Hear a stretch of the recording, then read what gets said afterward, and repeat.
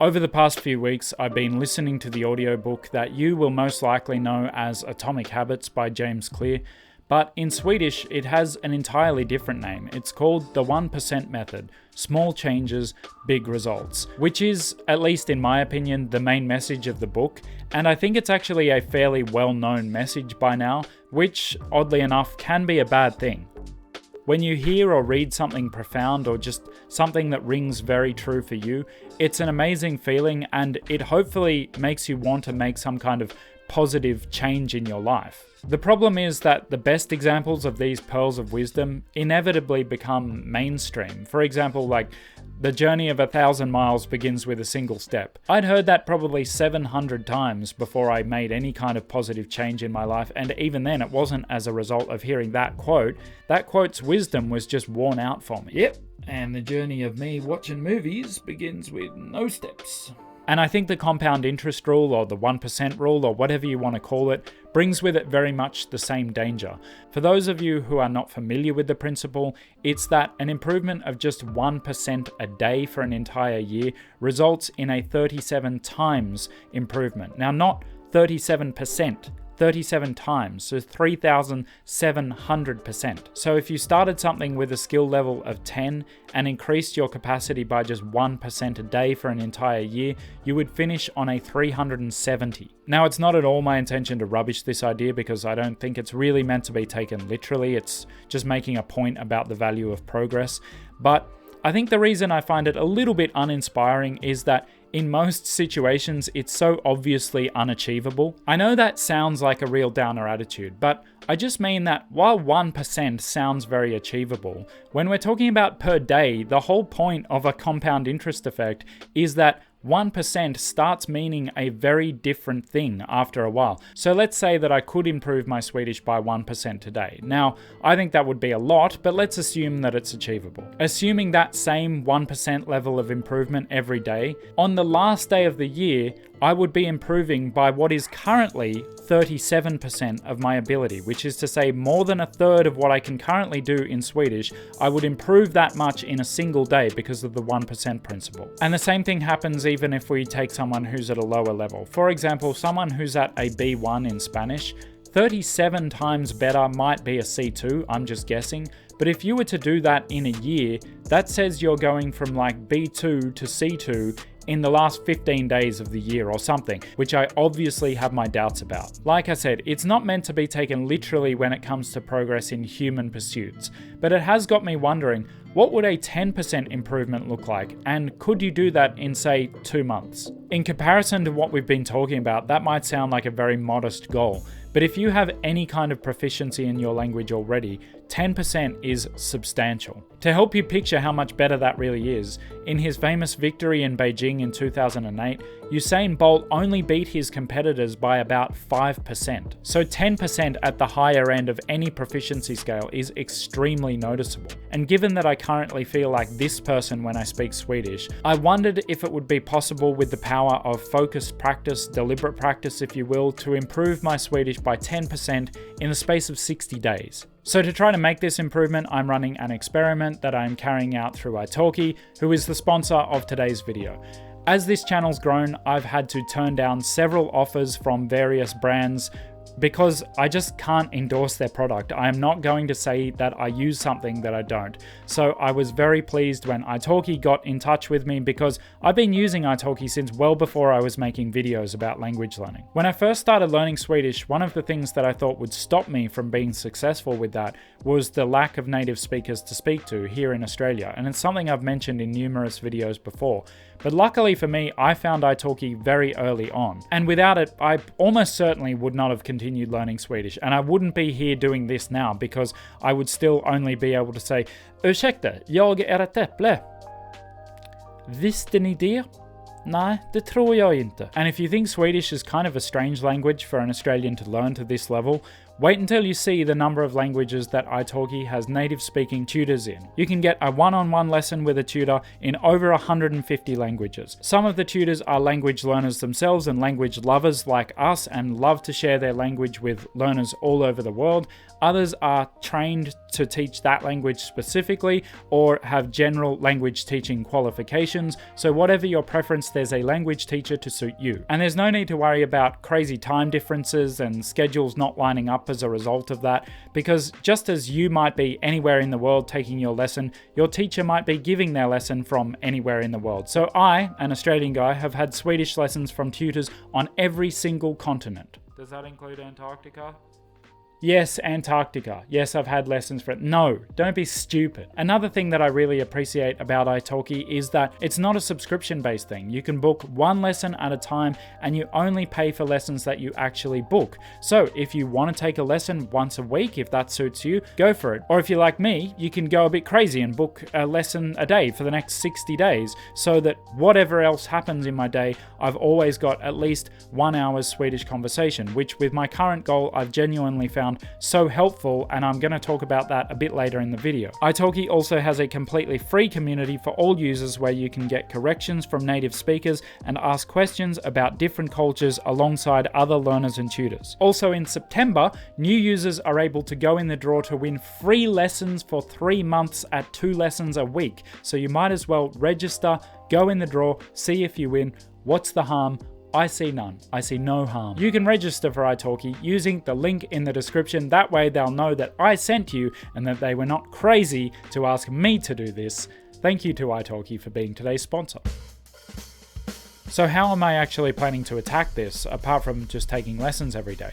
Well, the lessons themselves are not meant to be the primary driver of my fluency. Instead, I'm using the frequent lessons as a reminder to myself to practice in between every lesson so that I get better with every lesson. That is, to do the practice every day.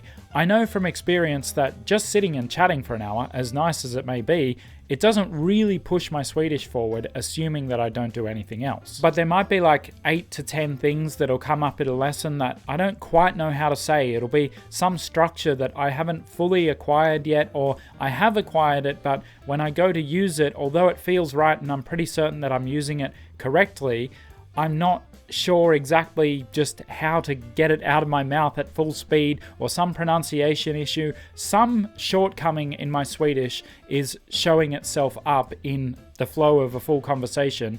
But what I've realized is that if left unchecked, these little things, they don't feel important. In the full flow of a conversation, you just go, yeah, that thing, you know what I mean. Even if you do end up saying something that you're unsure about correctly because you just happen to guess right, or you manage to get enough brain power to say, oh, well, it should be like this. It's a fluency thief if it takes away from your ability to think about the next thing and to say anything quickly. For a while, I had this idea that if I were to just know more words and more expressions in Swedish, then I would eventually become completely fluent. And it's true that, of course, you become more fluent when you have more ways to express yourself, but I've started thinking about fluency more in terms of clear thinking in that language. And I realized that if clear thinking in the target language is the goal, then I should be working to remove everything that stops me from thinking clearly in the language. And that is, in my case, mainly little linguistic uncertainties and hesitations in pronunciation. Like every time you stumble on the pronunciation of a word or have a second thought about where the reflexive article goes, they're not a big deal, but if you have to do this a lot, then you'll forget the point you're even making. Like, to put it simply, all of these small linguistic processes that you have to run, they sap power from your ability to express yourself in an intelligent way. So the point of this 2-month experiment is to find and weed out the main fluency thieves from my Swedish. That is, the most important and frequent issues that hold me up during conversation. And the first thing I wanted to start with was accent, because even though I don't find my Swedish accent to be at all what I want, like it sounds way off to me and it just annoys me, I've stupidly never done anything about that. I've never done any kind of deliberate practice with recordings or repetitions of the same phrase or trying to make myself sound more like a native Swede. I've never done any of it. It's always just felt way too workish. It feels like the equivalent for me of like flossing your teeth. It's like, really? Do I have to? Who's doing that? I couldn't even get myself to practice for 10 minutes a day. So my taking a Swedish lesson every day at the moment is based on the idea that if I know that lesson is going to happen, then maybe I can get myself to just do 10 minutes of deliberate practice in order to improve the level of conversation in that lesson every day. Maybe I can do that. Those who have read Atomic Habits will know that if you're trying to get yourself to do something that you don't want to do, a few things will make it much easier. 1, make it visible. 2, make it as tempting as possible. 3, make it simple. That is, reduce the number of steps needed to get started. So what I started with was just a 2-minute scene from Young Royals in which one person speaks, and very slowly at that. I chose it because I sort of noticed the rhythm of it, and it contains 2 words that I wasn't completely familiar with already, and it's short enough to memorize completely. Now, of course, the Crown Prince making an official apology and announcement is not at all everyday Swedish by any stretch of the imagination, especially with how long he takes to do it, but something about that scene and that monologue just made it, I don't know, I just sort of wanted to learn it. It seemed more appealing to me than deliberately practicing any other form of Swedish. So I saved that scene as an Audacity file to my desktop because that way I just have to double click and boom, it's open. And I actually ended up rehearsing it for almost 20 minutes before my first lesson. That lesson went really well, and it may not have been all to do with the shadowing beforehand. If I'm being honest, there could have been lots of things that influenced that. But the thing about shadowing or this deliberate kind of accent practice is that it's really hard work. Listening really carefully and trying to make yourself sound exactly like them and making that 5 seconds perfect before you move on to the next 5 seconds. It's almost sweat-inducing, and in that time you might only stretch your accent by like 1%, but when you do that immediately before a lesson, the lesson is like easy then. Just talking to someone in whatever your target language is, it's like taking a stroll through a park after sprinting for 20 minutes. Was my accent noticeably better in that lesson? Well, I actually think so, yes. I felt a lot more fluid and more comfortable for the entirety of the hour, but even if it wasn't, I think if you were to take a selection of natural excerpts of your target language and do this every day, it has to improve your accent. There's no way that anything else can happen. That first practice session was almost a month ago now, and since then I've done a little bit of this kind of practice almost every day, and I've chosen some more relevant material and just some more natural sort of stuff to move on to. But with the combined effect of the lessons every day and the little bit of practice every day, the difference has been astonishing. Like, if I'd known that it would make this much difference, I would have done it ages ago. I know people say, oh, I don't care about sounding native. Honestly, neither do I. I've got better things to do. But forcing yourself to take the time to try to sound a certain way improves your ear for your target language, and quickly. It improves the clarity with which you can hear. My ear for Swedish was fine before, but now I can hear differences that I didn't know were there. They were literally inaudible to me before, and just by taking the time to try to sound as much like a native speaker as possible, I can suddenly hear things as clear as day. The best way I can describe it is, imagine you were completely unfamiliar with the concept of musical instruments, but you'd heard orchestral recordings for years, and then one day you took the time to learn what all the instruments sounded like on their own. You'd then start to be able to pick the instruments out of orchestral recordings that you listen to. It would still sound like music, and the same music that you'd been listening to for years, you'd be able to recognize that music, but you'd hear it in a totally different way. You would hear clarity that you just couldn't hear before.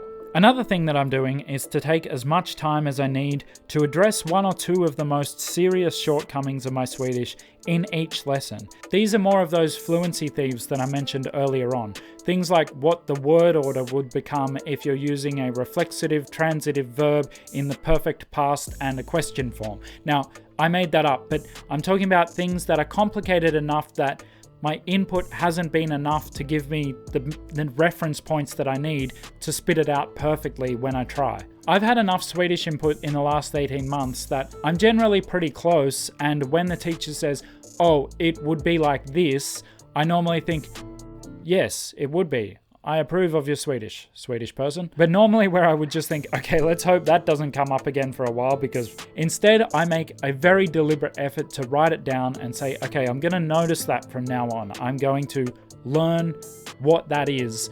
And I found that just like the accent thing, suddenly examples from the content that I'm listening to or reading or watching start jumping out at me. And it's like the lessons serve as flashcards for these less common constructions. To be honest, doing this during every lesson and then reviewing those things after the lesson or before the next lesson, it is very workish and I still don't enjoy it. So I have been a little bit slack on some of the lessons, but I'm reminding myself that getting 10% more fluent in 2 months is not going to be easy. There is going to be work involved, and every time I iron out one of these mistakes in my Swedish, the next conversation gets easier, better, and more fluent. So at the point of filming this, I'm less than 1 month into the 2-month experiment, and it has been very rough, if I'm honest. Having a lesson every day and committing to practicing before that lesson, plus I'm still getting the input. I'm getting like 1 to 3, maybe even 4 hours of input a day on top of the lesson. It has been a lot, but I also feel a lot more fluent. Like I'd say already 4 to 5%, maybe even more. Who knows? It's hard to measure, but I haven't done anything complicated. This has been very simple. Sure, it's been hard, but it's simple. And if you want to get something done, simple is good. I do think that most people at most proficiency levels of a language could become 10% more fluent in 2 months by just following these steps. 1, take lessons in your target language, obviously. 2, before those lessons, spend just 10 to 15 minutes listening carefully to a sample of your language and trying to imitate it as closely as possible. You'll be amazed what this does for your ear. 3, find and weed out the biggest fluency thieves in your conversation and try to give yourself repeated exposure to the correct usages of those in the content that you're taking in. So that about wraps it up. There will be a video at the end of the experiment. Of course, remember to use the link in the description to create your iTalki account. New users during September can go in the running to win free lessons for 3 months. Make sure you do that. Make sure you subscribe. Och så ses vi igen. Hej.